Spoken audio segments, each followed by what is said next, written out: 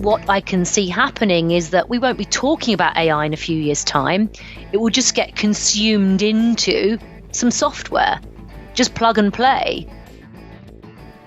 Hello and welcome to Minter Dialogue, episode number 321. Today is Sunday, the 31st of March 2019, and this interview is with Katie King. Katie's a keynote speaker and consultant on AI and digital transformation. She runs Zoodikers, a consultancy and content marketing agency, and she's also the author of the brand new book, AI in Marketing. AI in Marketing looks at how AI and machines are reshaping the business landscape. In this conversation with Katie, we dig into the usages of AI in marketing, how companies should approach onboarding AI in their sales and marketing efforts, the difference between personification and personalization, and we hear from Katie about many useful tips for marketers who are looking to drive their business and their brand with tech.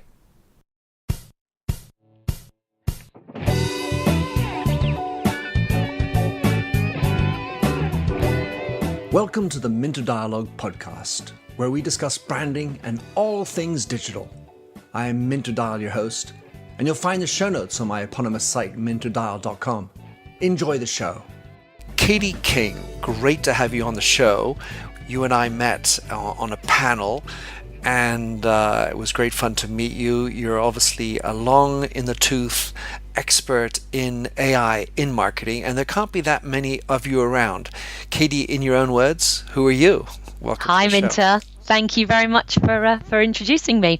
So yes, I'm Katie King. I have just published a book last month. It comes out just today in the US as well, and it's called Using Artificial Intelligence in Marketing, How to Harness AI and Maintain the Competitive Advantage. So I am 52. I've been in marketing for 30 years.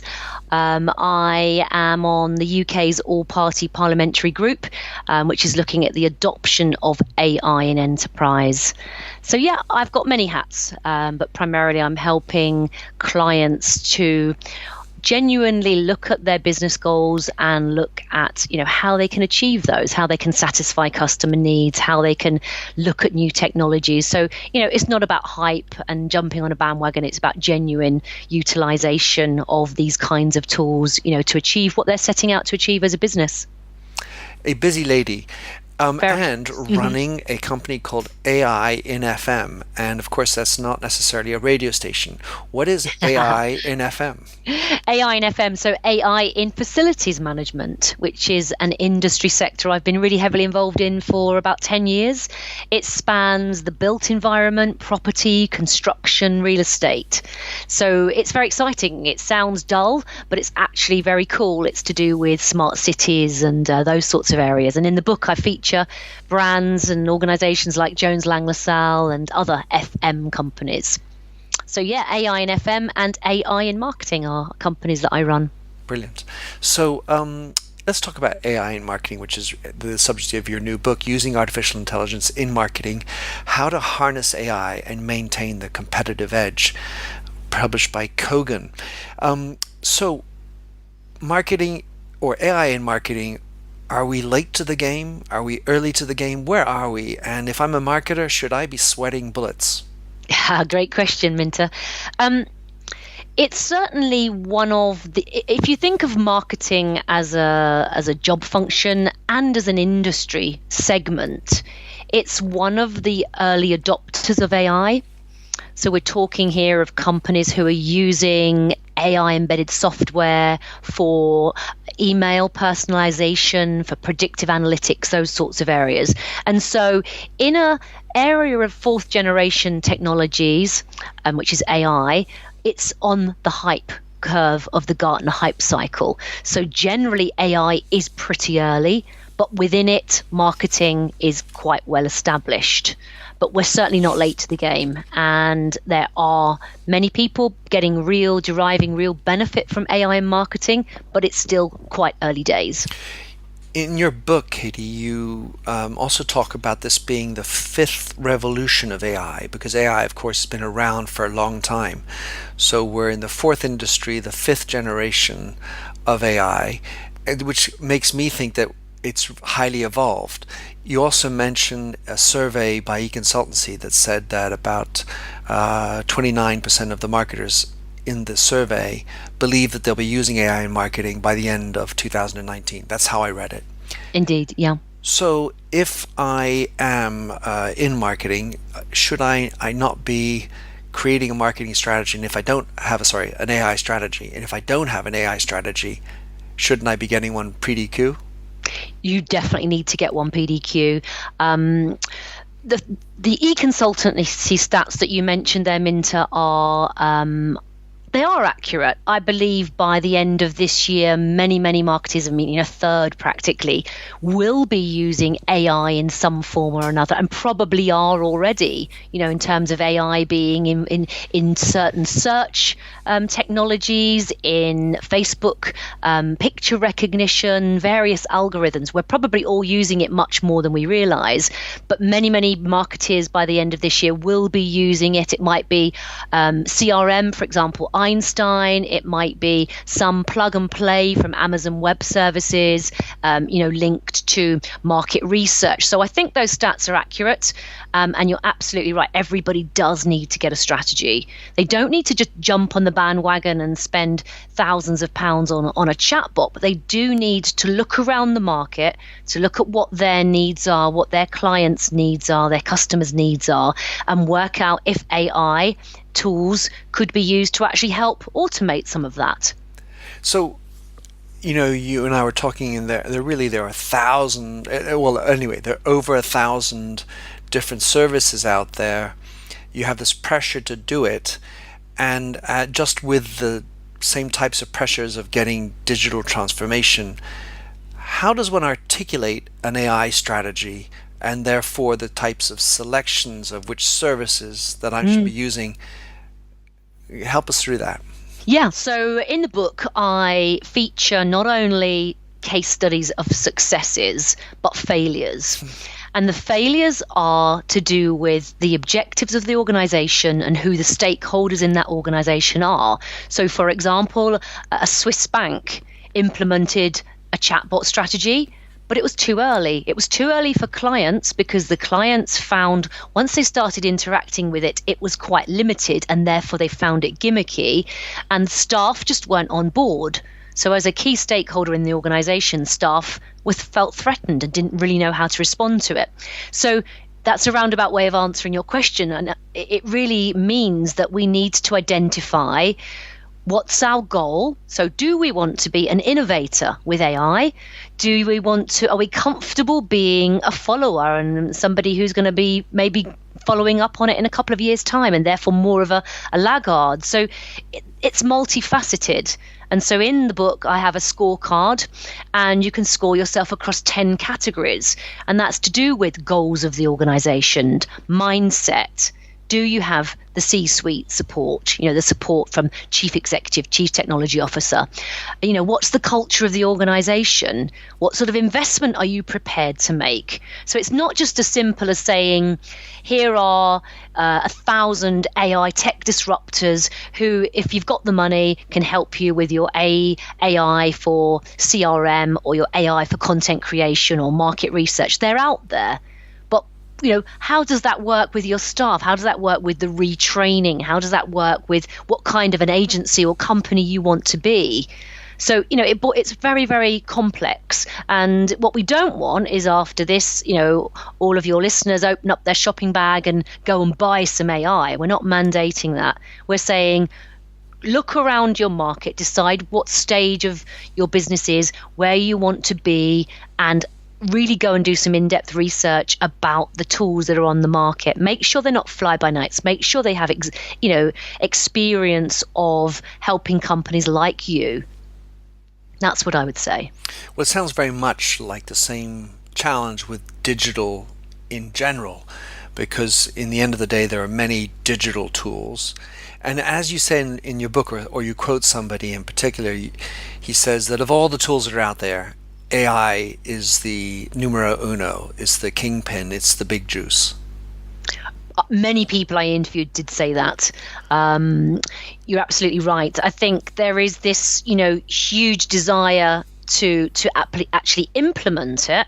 And many people are now recommending you go and implement it, but my only caution is just to make sure that it is helping to satisfy and meet real business problems. That's all I would say, or else you can waste a lot of time and effort. But people definitely need to go out there. They need to consider what I call the 3Ds: the dirty, dull, and dangerous. So are there some AI tools that can help you in whatever your business function is? And it's not just marketing and sales. It could be HR, it could be operations, and I touch on a few related similar examples in the book with BT and so on. What's that business function, and is there a tool on the market that can automate that for you?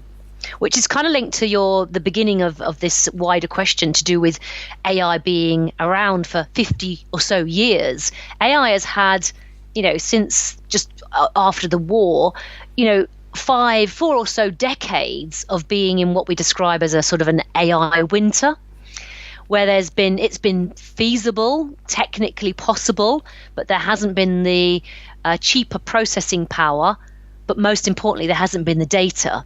So why it's now in its AI summer and why everybody's jumping on it is that we've had 10 years of smartphones.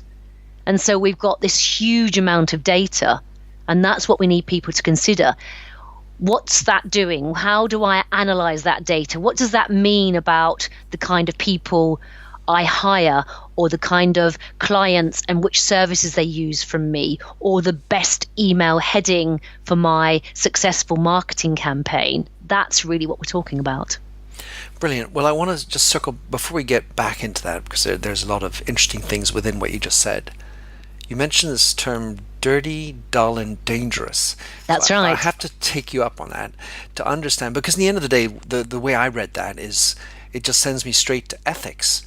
When we talk about dirty and we talk about dangerous, and as you all know, marketers tend to use and abuse, and there is a major ethical question. So just to let us know what you mean, Katie, by sure.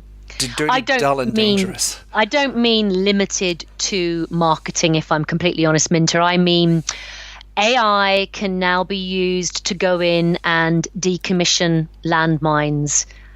AI is being used, IBM Watson, in oncology for amazing activity, crunching down thousands of cases of cancer detection and so on. So, you get the dirty bit, you get the dangerous. The dirty work. The dirty work as opposed to the naughty work. Yeah. So the dangerous is obvious. It could be used for those kinds of examples. The dirty, we get. And the dull could just be the repetition. And that could be marketers who, I'm going back to my career 30 years ago, and even my team today, who have to do some quite laborious data crunching tasks, manual tasks of searching and finding and so on. And that could be automated. So what you as a marketeer or a digital person do in terms of going and finding all the sources, knowing who the Twitter handles are, knowing what to write, what the data is, the AI could do that for you. But you're absolutely right. It does bring us into ethical issues. It does bring us into issues related to job losses and so on. And my belief is that AI will fundamentally change the nature of many, many of the tasks that all of us do in every walk of business. Aspects of what an HR manager does, aspects of what an operational person does, and the same with a marketing, PR, salesperson, rather than completely wiping out whole-scale jobs. Katie, we were just talking just before about data, and as you know, I work a lot in this space, and my tendency is to say where there's data, there's an opportunity for AI. Mm-hmm. Good data, good AI, shit in, shit out. Yeah. And as I like to say, CISO. You mentioned in your book, and it was something I hadn't really, cottoned on to before, and I really liked this notion of personification versus personalization. So tell us what that means as a marketer. Absolutely. So in fact, they get used quite interchangeably, particularly by IBM Watson. And, what we're really talking about there, I have a chapter in my book about the paradox of personalization. And we're really thinking there about people's fears. I have parents of 70 and 80 years old, and they're really, really worried about technology, and they can no longer go to the bank in their local high street and so on. But for many of us, particularly when we are digital and we're able to access online services, AI shouldn't be feared, and we should be thinking about AI not so much with regard to artificial intelligence, but augmented intelligence. And that therefore means that we can offer people a really personalized service. And Sharif Mitias from TGI Fridays talks about that in the book. If you, with our GDPR compliant hat on, give me authorization as TGI Fridays to use your data, then I am going to give you back a very, very personalized service when you come into my restaurant, or when you phone in, or when you come in via the app to book. I know you're vegan, I know it's your daughter's birthday, and so on. So that's what we mean by, really the really, really personalized service. And yet there's this notion of fear, not just by your parents, but as a parent of your kids, being spied on, being manipulated by different advertising methodologies. There are lots of opportunities to be spooked by being, what do you mean it's my daughter's birthday? Excuse me, how do you know I have a daughter? Mm-hmm. You're right. And that's where it is a worry. And I interviewed various people for the book who are, data scientists, cognitive scientists, and some are genuinely worried about that extension of that into, cyber and phishing and all of the interrelated security issues that go with it. It's a huge worry because it's being owned at the moment. Who owns AI? Nobody owns it. It's free, open source software that whether you're IBM Watson or one of these new tech disruptors or somebody in-house who's hired somebody with the right degree to develop it in-house, you're all able to go and code in Python and so on, TensorFlow, and it's open. However, what you could argue is that the big players, the IBM Watsons, Adobe Sensei, Amazon Web Services, these major organizations, are stealing a march on everybody else. And what I can see happening is that we won't be talking about AI in a few years' time. It will just get consumed into some software, just plug and play. And it will just be another app. It will just be another, it will be built in when you buy your next, Apple Mac or your, Windows, whatever it might be. It will just be in there. And we won't care what it is, just like our iPhones. We don't care what the tech is behind that app. We just use it. So that dominance and we've seen the scandals around Facebook, Cambridge Analytica, all kinds of concerns. And that's where I want to play a role with the task force I'm involved in, and many, many other people are, in joining up all of these dots and making sure the right people are talking and that there is that collaboration, that we have the regulatory frameworks and so on. That's huge. Going back to something you said at the very beginning, Katie, about the utilization of AI, and we may not be aware. I was just thinking as you were talking, maybe I'm using it even though I'm not aware. To put it this way, I'm obviously just a sole trader, and it's not exactly, I don't exactly have an AI budget or an AI strategy. But when I type an email to you, Katie, in Gmail, I get to tab forward numerous times during my email as it anticipates, predicts what I want to use, and is therefore using AI to help me communicate with Katie. So at some level, Katie, I'm just thinking, actually everybody is already using AI. We are. You're right, Minter. The example, that example you gave, the chat, the Siri, the Cortana, the Hive heating devices, the Facebook image recognition. I upload a picture, you and I are in it. tag minter. All of those are AI elements. You're absolutely right. That's why I think intuitively the younger generation are growing up with that acceptance of it, and they're quite happy with it. But there were some studies in the book, and people were freely giving away certain elements of their data, but were a bit reluctant to give away other aspects of it. So for it to be truly useful, now particularly in a post GDPR world, we do need to know what we're signing up for. That's really important.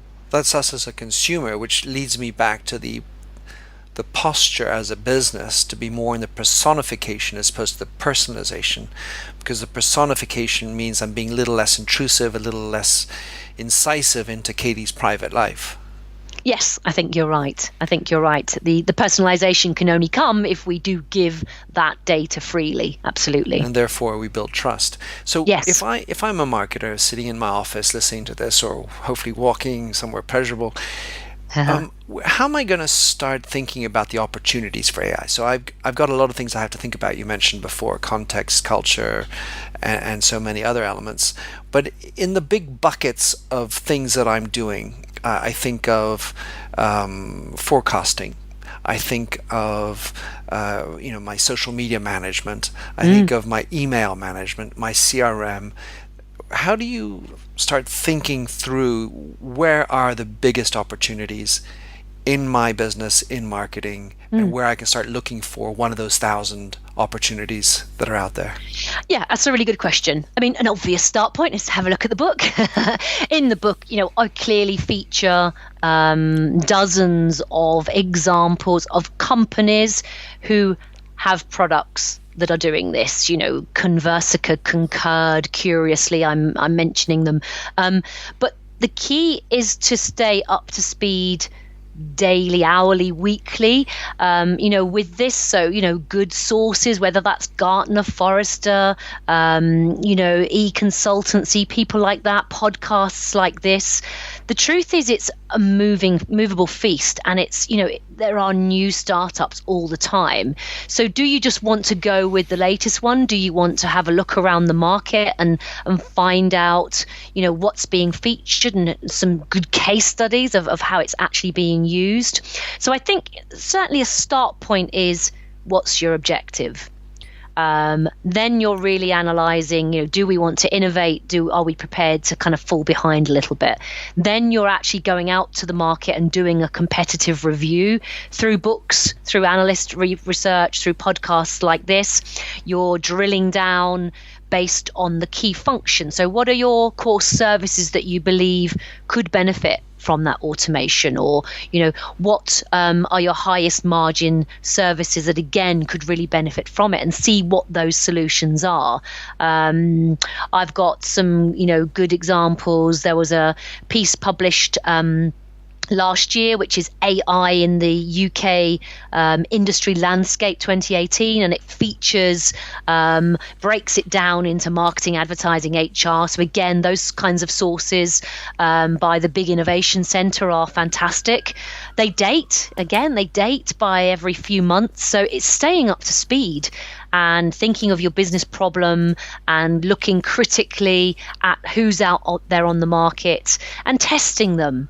Many of these are subscription-based tools that you could, for example, use for 2 or 3 months for free. So trial them out. But it's very time-consuming. It really is, because in marketing, like you, I'm a small business, but I have potentially at my disposal, 10 or 15 tools I could use. If you're a bigger company with all different aspects of your sales, your marketing, your CRM, your customer service, that could equate to 300 or 400. And they're expensive. And, there's a lot of players in each one that has something to offer. So I think you have to find other curators and people who are doing the reviews on your behalf. So one of the things that was mentioned in your book, and I found very instructive, one of the interviews said that the very first play for AI in business as a marketer is loyalty. And I found that really insightful. I think that a happy customer is the best type of customer Yes. because they're going to come back and will talk about you.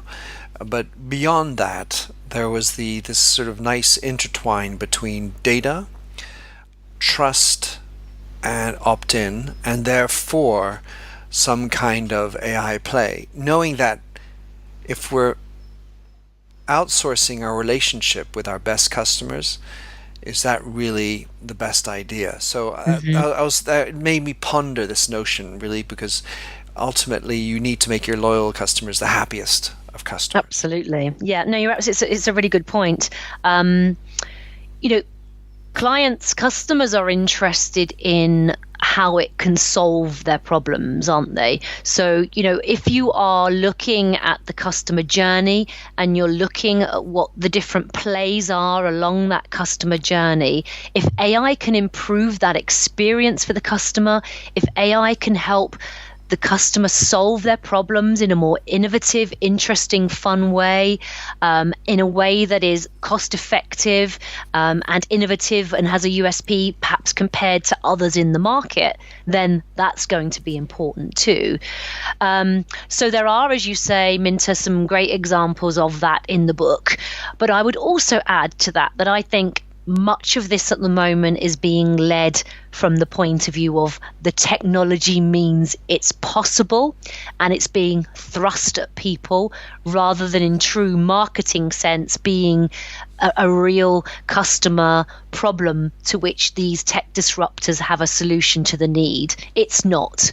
In the same way we didn't need an iPhone before the iPhone came along. It helped us achieve a means to an end and communicate and do many, many things over one cool, new, innovative type of device. So I think, AI, as long as it is going to help clients and customers solve needs or derive some fun and some benefit from a new way of operating and communicating, then, that's the way to kind of view it. You always use the word thrust, and it led me in my little mind to think about push versus pull. And at some level, the old mindset was all about push. Katie, push me back and tell me that marketers can use AI for better pull, not just for push. Yes, they definitely can, and I agree with you. And so I've always been in public relations and in editorial, which is, about third-party credibility and telling people, kind of pushing things out there, but ultimately kind of it only really works when people have a need for it and it kind of like pulls it through. I think AI has a role to play in push and pull. AI will be used by salespeople to maximize the number of calls they make, to maximize and optimize the best email heading. So it's still going to be used to thrust things at people, but the smart people will use it for pull. They will use it to help give people what they need, and people will keep coming back for more and kind of wanting that and requesting it. So it's multifaceted again. I certainly think that is where the gold will be. But as you mentioned before, people are using AI, not just the silly little email example I gave before, but in a more serious manner. And you were saying that a lot of times the initial initiative is around efficiency, cost savings, which is kind of trying to be more effective in a mass market environment. Because in the end of the day, there is a big issue in marketing, in mass market, consumer-facing companies, which is there's just too much volume to deal with. There is, yeah. I mean, without a doubt, the AI is already helping lawyers, consultants in medicine, marketeers, do things in hours that used to take staff days and weeks to do, whether that's the new lawyers in a firm that are down in the basement that are crunching through cases, whether it's the consultants in oncology, in medicine, or whether it's the marketeers doing things that take, time. So without a doubt, that reshapes job functions. But again, I can't see it whole scale being used to the point anywhere soon, certainly for the next 6 months, that means mass unemployment. But I think it changes the nature of the work we do. But, only if people are prepared to reskill and have an open mindset and do things differently will they stay in those jobs. Because their job might change to the point where 50% of what they're doing is different, and therefore their boss is saying, okay, that's fine. Either you go to a 3-day week or you now need to be retrained to do this, this, this. And if people are in their comfort zones and are stuck and aren't prepared, to evolve, and HR teams don't train them and so on, then that will lead to them losing jobs. So it could be either exciting, excruciating, or enervating. Absolutely. Marketing. So Katie, if you, and maybe when you speak to younger generations who are interested in getting into marketing with this changing landscape, what advice do you give them about getting into marketing these days? Well, that's a really good question, and I do get asked regularly, to give advice to people's kids and nieces and so on, and I go around quite a lot of schools and universities. It depends. If they are literally on that point and they're in university and they're about to graduate, it's going to be a very different story to someone who's got an 8 to 10-year-old who's still got 8 or 9 years of education to go through. But it boils down to again working out what they're really interested in, because marketing's huge. Let's be honest. You could be doing digital marketing, you could be doing editorial, or you could be doing consultancy, market research. So, and again, what's the industry sector they're really interested in? Because the pace at which it's evolving in retail and financial services is very different to the pace it's evolving in, say, manufacturing. So I think you can't force somebody who's really creative and great at writing to be great at physics. If they're not great at maths and physics, they're not going to be somebody who can go down the path of data science. So I think it's wrong to be saying, you've got to encourage people to get into AI from a data science point of view. You can't. If people are smart in school and are brainy with regard to sciences, then I think this is an amazing sector to get involved in. But if they're not, and they're bent, and their kind of strength is creative writing, English, and so on, and business, then again, I think they could look at AI as a really good career path. But fundamentally, we're also talking about everybody being able to show empathy, show creativity, and things that at the moment and for probably the foreseeable future the AI can't do.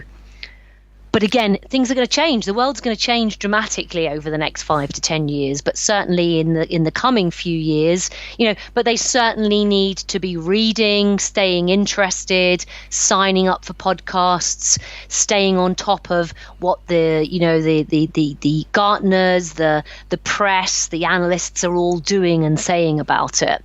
There's Facebook groups, there's conferences, and again, they might be interested in different industry sectors. So look at what the industry bodies are saying, whether that's the Chartered Institute of Marketing or the Association of Accounting Practitioners. Let's kind of keep tabs on all of these different ways, which again is a huge ask. It's a huge ask. Well, Katie, of course, like you, interested in languages and literature, and that's my background. Certainly that speaks to me. One of the things I liked also in your book is you talk about promoting the idea of the whole brain, so the rational plus the creative, and maybe that's as a marketer hiring perspective, make sure you get whole brain people. But if you're a kid, don't forget to put in front of the hirer both sides of your qualities, not just the I'm a total creative and an empath. Maybe also find ways to present a more rational side of you. That's really good advice. But it's going to be down to the hiring teams to hire teams of collaborators who maybe have a mixed set of those skills, rather than expecting one person to be able to offer all of them. But no, that's good advice. Fair point. Katie, how can someone follow you, track you down, buy your book mysteriously? So you can find me on Twitter at at KTE King, KATIEEKING. Just put Katie King AI and Marketing and you can find me pretty easily on LinkedIn. Katie King Zoodikers is my Instagram and my Facebook, or just drop me an email at katie@zoodikers.com. I'll put all that into the show notes, as well as many of the other things you referenced during the call. Thanks for coming on the show, Katie. Brilliant show and brilliant questions, Minter. Thank you so much for having me. My pleasure. Thanks for having listened to this recording of the Minter Dialogue Show. You'll find the show notes and other blog posts on minterdial.com. If you enjoyed the show, please like the handy Facebook button, or better yet, head over to iTunes to give a rating and review. But first, relax to Josh Sachs's Finger Paint. Oh, fill me with all your colors, any different way to rid me of the gray, and heal me with all your imperfections that you mention in your lack of self-security. Oh, I wouldn't care about the art form as long as you would feel warm, wrapped in canvas. Hold me tightly, slowly we would paint a lover's portrait with all your favorite shades, and we'd paint it with our fingers to show the world the way we feel. Oh, the way we feel. Oh, so messy. The ridges in our palms make colors blend and look ugly in the end, but they're pretty in their own disgusting values. We'd hang our portraits in the hallways, make our house guests cringe. Oh, I wouldn't care about the art form as long as you would feel warm, seeing all your colors on the canvas as we paint a lover's portrait with all your favorite shades, and we paint it with our fingers to show the world the way we feel. Oh, I know, and all these limitations, oversaturation. Let me paint, oh, let me paint, oh, let me paint, oh, let me paint, and I paint a lover's portrait with all your favorite shades, and we paint it with our fingers to show